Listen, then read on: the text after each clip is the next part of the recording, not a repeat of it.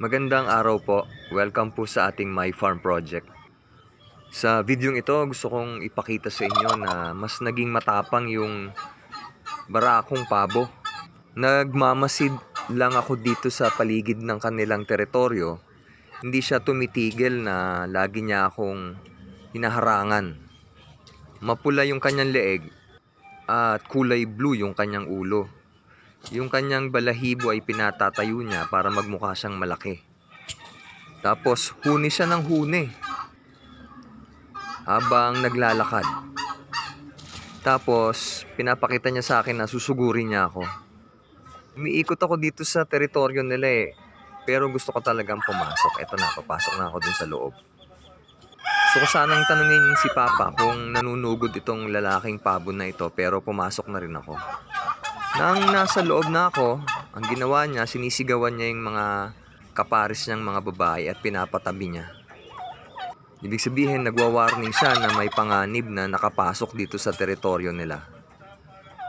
Ayaw niya akong palapitin dito sa mga kapares niyang babae, kaya pinapatabi niya talaga dito sa sulok. Ang ginawa ko, dito ako sa kabilang gilid dumaan, sa gilid kung saan diretso dito sa itlugan nila. Ayan siya, oh. Sinusugod niya ako.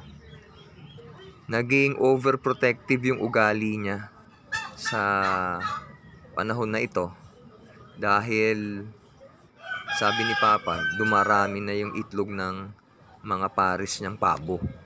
Dito ako sa gilid na dahan-dahang pumunta kung saan umiitlog yung mga pares niya dahil gusto ko lang makita kung ilan na talaga.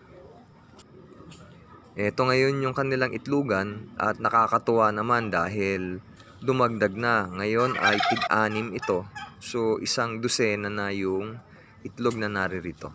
Habang pinagmamasdan ko yung mga itlog, nakatingin sa akin yung pabo. Ayan siya, tinatabuhin niya na ako palabas. Galit na siya sa akin dahil ang pakiramdam niya siguro kukunin ko yung mga itlog ng pares niya. Yan, habol niya ako. Pero hindi niya naman ako inaatake talaga. Ganito pala ang mga pabo, no? Nagiging overprotective at agresibo yung lalaki pag umiitlog na yung mga pares niya. Hanggang dito po muna mga kasama. Ito po ang update ko sa inyo. Happy farming po sa ating lahat.